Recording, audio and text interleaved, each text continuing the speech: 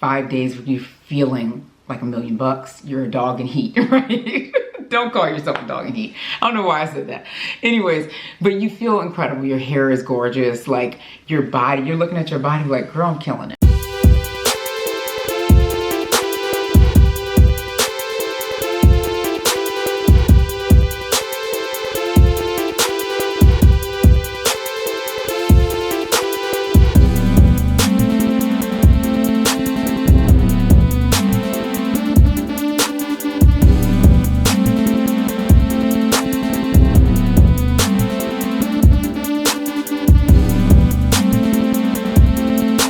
Hey, it's Ileka.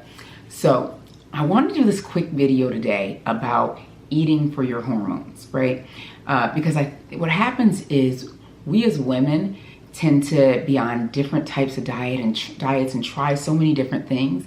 And we're not thinking about the way that our hormones work and our cycles work and how all those things are impacting us, right?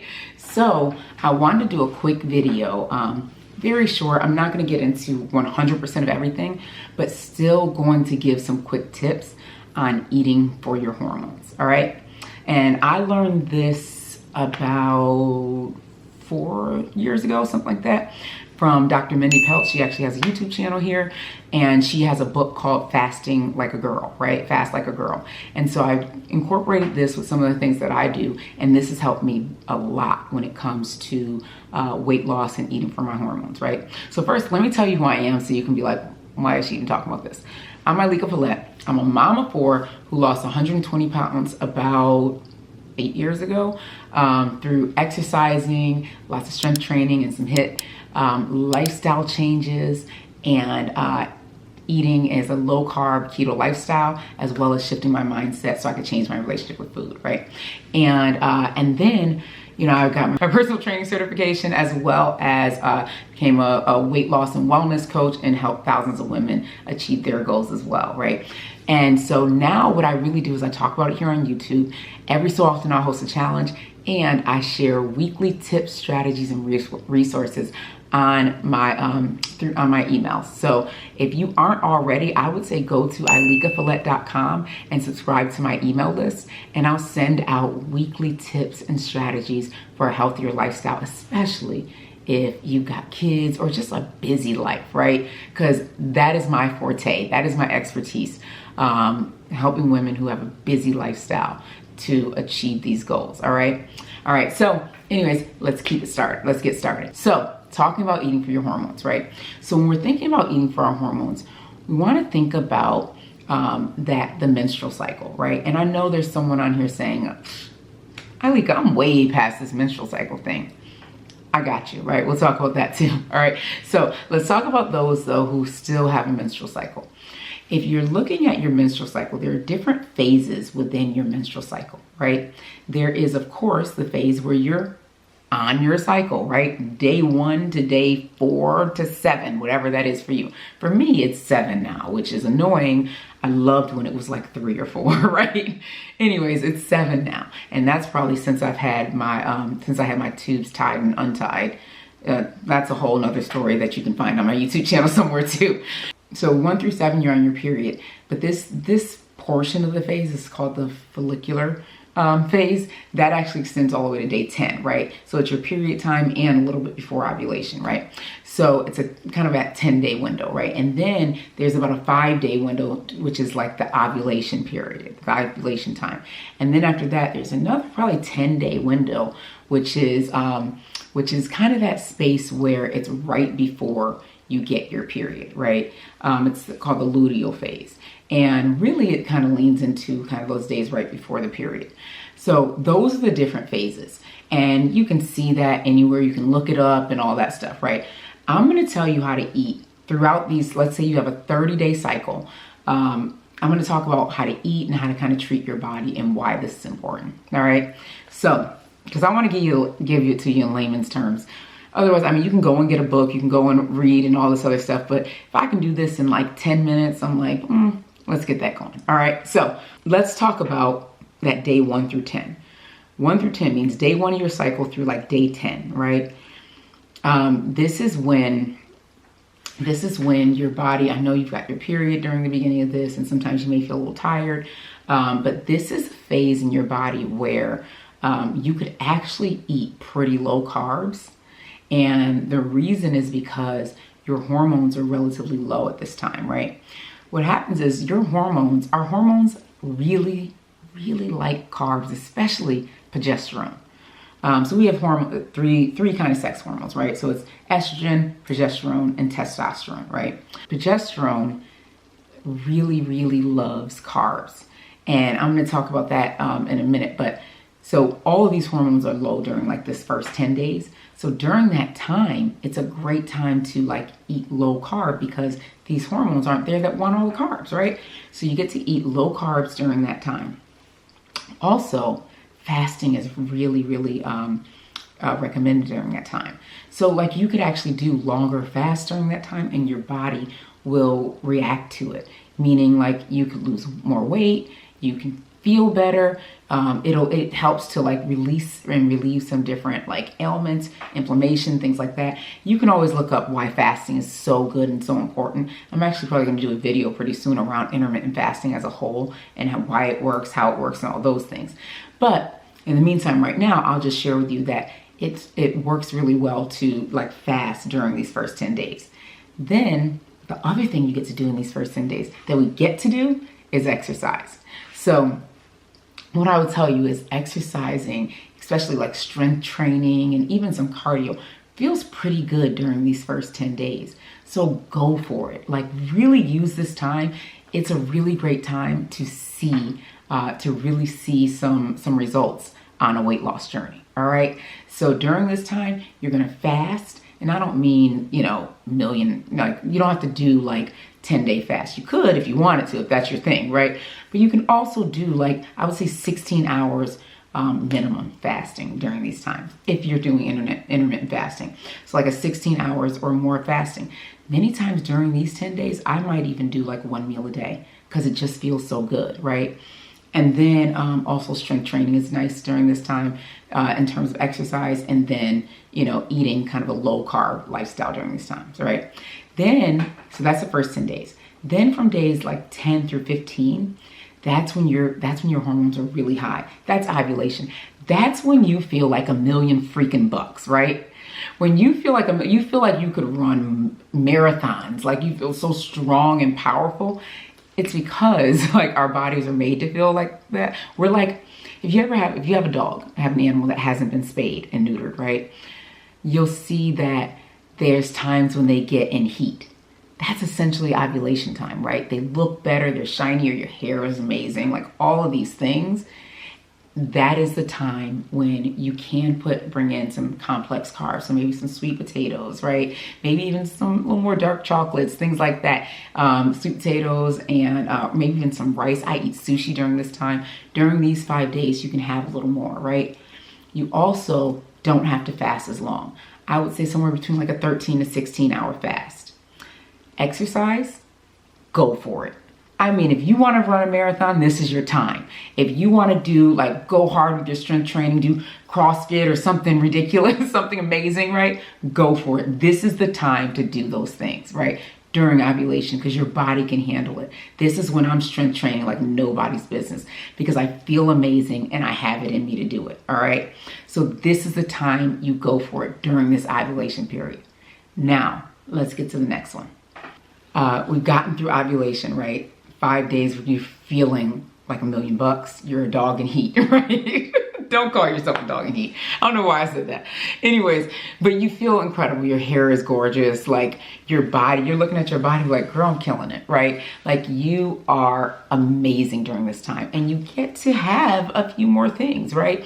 I wouldn't say go and have Cold Stone every day, but if you had a bite of ice cream, it's not going to be too bad, right? Because you feel so good and also you're going for it on the workouts. I'm talking real workouts. Like if you are someone who works out, this is your opportunity to step it up even more. If you're someone that walks 2 miles a day, maybe during these five days, you walk 3 miles a day, right? If you're someone who's like lifting 30 minutes a day, maybe during these 5 days, you do a second 30-minute lifting workout. Like you get to go for it, right? And so that's ovulation. And this is going to help you on this journey as we're getting healthier, right? Because this is when your hormones are really high. Your, estrogen, testosterone, and progesterone are pretty high during this time, and your body feels incredible. And you get to take advantage of that, right? So your fasts aren't as long, you're feeling good, you got all the energy, and you're going for it, all right? So that's ovulation phase. So during the next 10 days, and this is about day 15, somewhere around there, or day 16 to about day 25, right? During those days, you're in the early luteal phase. Your progesterone's not necessarily at its peak yet. It'll hit its peak later in the luteal phase. So that's why we say these 10 days versus as you get to the end of the luteal phase, right? It'll be much higher. So during this time, you can actually stick again to pretty low carb. You can get back to low carb. I would say like a keto-ish type thing, right? So that means remember we talk about staying low on your carbs, moderate on your protein, moderate on your fat. That would be a great way of eating during this next 10 days, right? Because your progesterone is moderate. It's on its way up, right? It's on the rise. But until it gets there, let's go and stick to this, right? So, and the estrogen is still, somewhat high, right? And then also, but your testosterone is kind of gone back down, right? It's at its normal levels again. So during this phase, during these about 10 days, and it could be less for some people, so kind of gauge it for you, right? But during this time is when you can, eat kind of that keto-ish, the same way you did in those first 10 days. And then your fasting, you can do longer fasts. So you can do 16-hour fasts, or even more if you need to. And then your exercise can still be good, still be pretty good. Obviously, you're not running that marathon.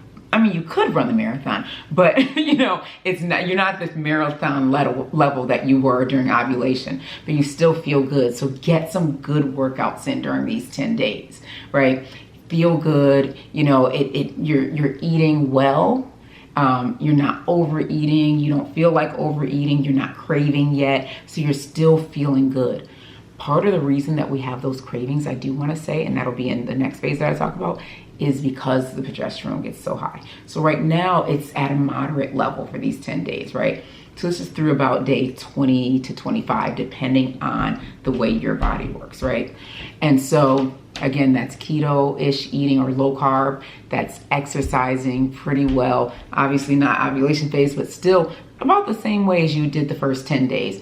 And then it's fasting, kind of those longer fasts, 16 or more hour fasts, right?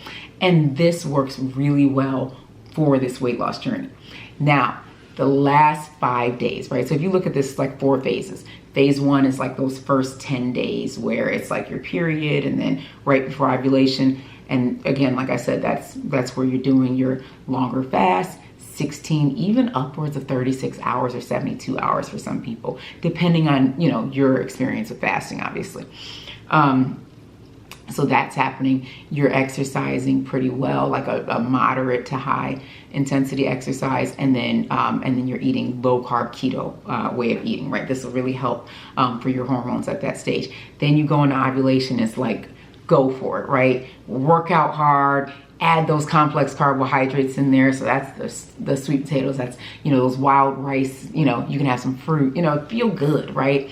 And so feel good. You feel good all the time, but you know what I'm saying, right? And you're working out pretty hard and you're fasting, but not quite as long, right? So maybe you're going 13 hours to 16 hours tops. You don't need to really go beyond that, right? And that's that second ovulation, that second phase, which is kind of ovulation.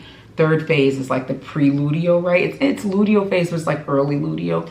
And that is the 10 days where, again, you get back to kind of those first 10 days. So the moderate workouts, your longer fast, you can go, 72 hours if you're more experienced with your fasting, or even longer depending on you, right? And then you're eating a low carb keto lifestyle, right?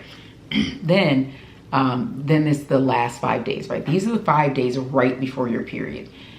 For most of us, these are the craving days. These are those 5 days where it's where is the chocolate? Where is the cheesecake? Where is the candy? I need it all because I can't take it anymore, right? What that is that's when progesterone's at its highest, right? When progesterone's at its highest, we get all these cravings because progesterone wants carbs. It does, right? This is when I usually, again, have my sushi. I'll usually have, because, you know, I eat the whole sushi. I eat the rice and everything, right? I may even do like sweet potato fries on these days. Like these are the days, these 5 days when I just, you know, I eat, you know, a few extra carbs. I don't go crazy with it. Usually staying somewhere in like, for me, in like the 85 to 120 carbs range, right? Because I'm not going to be at 300 like, you know, the most American diet, right? I'm going to be in that like moderate carb stage. Excuse me. So that's where I am at that time. Exercise, pretty low, right? Meaning still doing it, but doing things like yoga, things that are like, you know, walking, like nice, cool walks, right? Where it's not like killing your numbers, you know, you're not like trying to hit certain numbers. And the reason is because during this time, progesterone is supposed to be relatively high.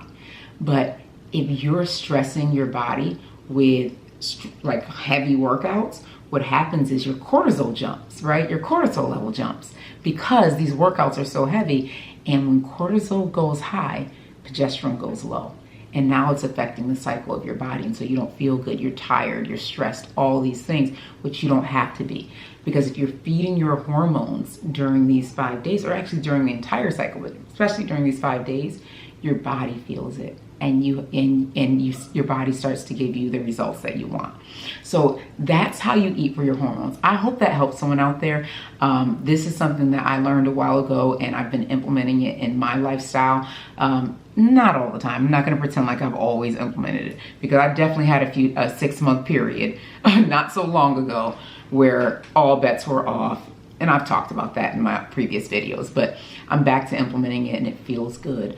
And I just want others to feel good too. So again, disclaimer, I'm not a doctor, but these are some great tips that I've found. So if you'd like continued great tips like these and others from other experts that I connect with, go ahead and sign up for my newsletter. I also share my recipes. So if you go to ilekafalette.com, you'll see like a little recipe section.